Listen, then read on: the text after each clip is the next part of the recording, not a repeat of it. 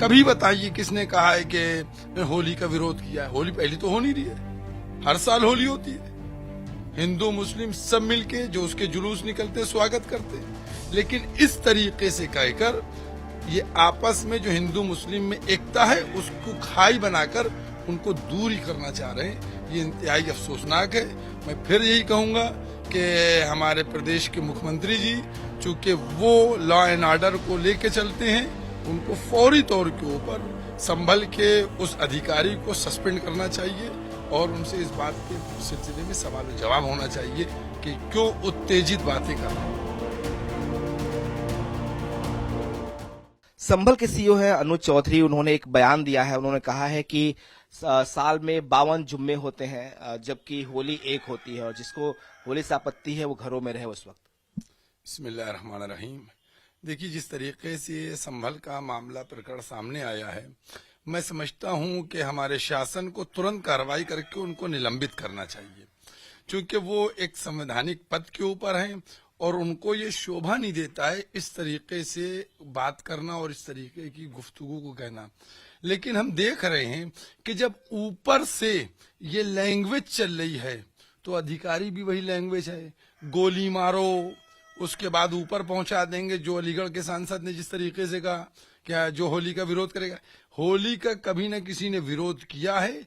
सिर्फ और सिर्फ देश की जनता को भड़काने की साजिश रची जा रही है ये फिरका परस्त लोग। वरना कभी बताइए किसने कहा है कि होली का विरोध किया है। होली पहली तो हो नहीं रही है, हर साल होली होती है।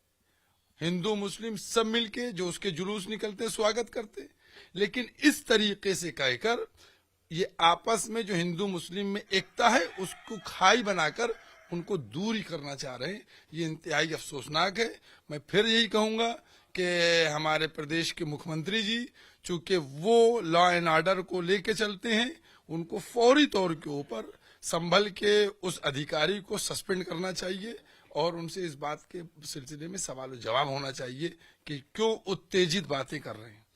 तो ये लोग जो कह रहे हैं कि भाई हम एक दिन हमारे लिए होली होती है, नमाज तो साल में 52 दिन होते हैं जब हम मनाते हैं, और बहुत सारे लोग उसके समर्थन में आ रहे हैं अब कि ये ठीक कहा उन्होंने। इसको कैसे देखते हैं आप, ये जो बात कही जा रही है कि एक दिन की होली है?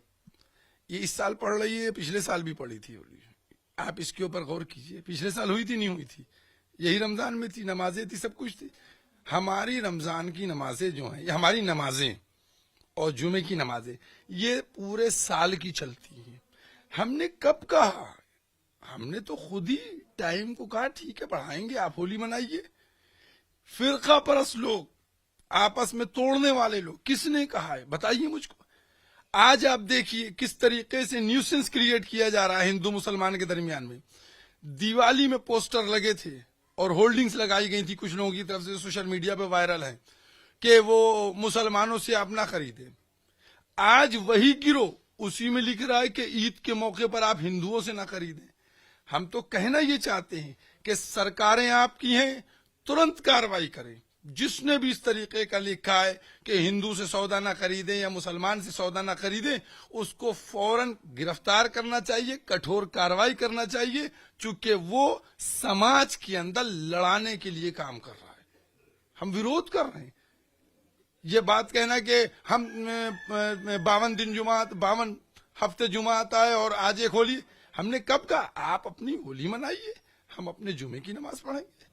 आपकी 1 बजे खत्म हो जाती है, हम उसके बाद कर लेंगे। हमने किसी जगह अगर जिद की हो तो बताए हमको, हम कहां जिद पे अड़े? अपने ही तरफ से खुद ही सवाल, खुद ही जवाब, खुद ही अदालत, खुद ही जांच, खुद ही पुलिस, खुद ही फैसला, सब आप किए ले रहे हैं। साहब, कल वक्फ बिल को लेकर एक प्रदर्शन हुआ, कल वजवाद साहब के नेतृत्व में प्रदर्शन था। ये कहा गया कि उसमें ये भी कहा गया कि हम योगी और मोदी से टकराएंगे इस बिल को लेकर, भले चूर चूर हो जाए। तो ये विरोध किस बात को लेकर है? देखिए, वक्फ बिल जो है वो इंतहाई गलत बिल आ रहा है। उसके अंदर जो अमेंडमेंट किए गए हैं 44, वो बिल्कुल गलत हैं। मेरे पास भी जेपीसी के चेयरमैन साहब आए थे, उनको मैंने तमाम ऑब्जेक्शंस दिए। उन्होंने कई महीने तक प्रदेश प्रदेश जाकर लिया और लेने के बाद लाखों मेल गए और हजारों संस्थाओं ने उनको दिया कि ये वक्फ जो है, ये बिल आ रहा है, ये बहुत गलत है, ठीक है। लेकिन उसके बाद उसमें किसी की नहीं सुनी गई, जो उनका दिल चाह करके उन्होंने वक्फ पेश कर दिया। हमारा कहना यह है कि हम वक्फ बिल की, हम नहीं बल्कि हिंदुस्तान का एक एक मुसलमान वक्फ बिल की भरपूर तरीके से मुखालफत करेगा, और इस वक्फ बिल के अंदर जो भी आ रहा है, जो वक्फ है, जो संविधान ने हमें पावर दी, उसके खिलाफ वक्फ बिल आ रहा है। जब वक्फ हमारा है, वक्फ मुस्लिम्स का है। आपको एक बात और छोटा सा बता दूं, वक्फ बिल के अंदर जो वक्फ है, अगर किसी फैमिली ने वक्फ किया, मसलन मैंने अपने 10 मकान और बाग वक्फ किए, तो मैंने उसमें ये नीचे लिख दिया कि इसका केयर टेकर मेरी ही औलाद में से रहेगा, तो अब किसको परमिशन है कि कोई दूसरा आ जाए? कोई दूसरा शिया कम्युनिटी का नहीं आ सकता है, क्योंकि जब मैंने वक्फ किया है, मैंने उसकी डीड लिखी है कि मैंने लिखा है कि मेरी फैमिली का मेंबर इसका परमानेंट केयर टेकर रहेगा, तो कैसे आप दूसरे को एंट्री दिएगा? इसी तरीके से जब ये मुस्लिम वक्फ है, शिया हो या सुन्नी हो, तो उसमें आप कैसे नॉन मुस्लिम को लेके चले आ रहे हैं? वो कैसे इसमें ऐड होएगा? बहुत सी चीजें इसी तरीके से। वक्फ किया ही इसीलिए आता था कि वो बेचा जा ना सके। आपने वक्फ बिल में लिख दिया, बेचने का प्राविधान लेके आ गए। वक्फ करा ही इसलिए हमने कि हमारी औलादे बेच के खाए नहीं। आज आप बताइए, ये जो इतने बड़े बड़े इमाम बाड़े और संपत्तियां हैं, अगर ये वक्फ की ना होती तो इनकी औलादे इसमें रह रही होती, कपड़े फैलाए होते और इसमें लोग भरे होते, या बेच के वो लोग छुट्टी कर चुके होते। लेकिन वक्फ करने की वजह से आज तक ये बाकी है। इसलिए वक्फ किया जाता है कि बेचा ना जाए। आप जो बिल लेके आ रहे हैं उसमें आपने प्रावधान रखा उसको बेचने का। तो इस तरीके से मैं तो उदाहरण के तौर पर 2-3 चीजें बात की, बहुत सी चीजें गलत हैं, और मैं समझता हूं कि इसमें जब तक वक्फ हित में नहीं हो। फिर दूसरी बात, एक बात और आखिरी आपसे कह दूं, हुकूमतें ये कह रही हैं कि हम वक्फ बोर्डों में ट्रांसपेरेंसी लाकर चाहते हैं कि गरीबों का उनका हक मिले। हमारा आपके चैनल के माध्यम से अपनी प्रदेश सरकार, अपनी केंद्र सरकार से है कि आप वक्फ बोर्डों में जो अभी तक अगर आप कह रहे धांधलियां हुई हैं, तो उन धांधलियों करने वालों को क्यों नहीं गिरफ्तार किया, उनको क्यों नहीं सजा मिली, उनको क्यों नहीं पकड़ा गया?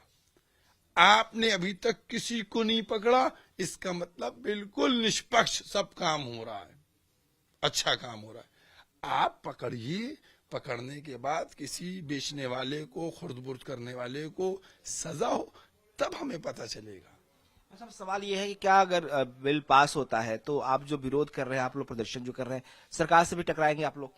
देखिए सरकार, योगी सरकार। भाई देखिए, ऐसा है, आपको मालूम होना चाहिए कि 13 तारीख को जंतर मंतर पर मुसलमानों का बहुत बड़ा प्रदर्शन है, और मैं तो बहुत छोटा सा आदमी हूँ। मैं नहीं, इसमें जो पूरी हमारी बड़ी तंजीमें हैं और जो हमारे बड़े उलमा हैं, वो सब बैठ के इसमें फैसला करेंगे। अभी तो हम यही गवर्नमेंट से डिमांड करते हैं, अपील करते हैं, रिक्वेस्ट करते हैं, गुजारिश करते हैं कि ये जो वक्फ अमेंडमेंट बिल आ रहा है, इसको आप प्लीज न करें, चूंकि ये वक्फ हित में नहीं है।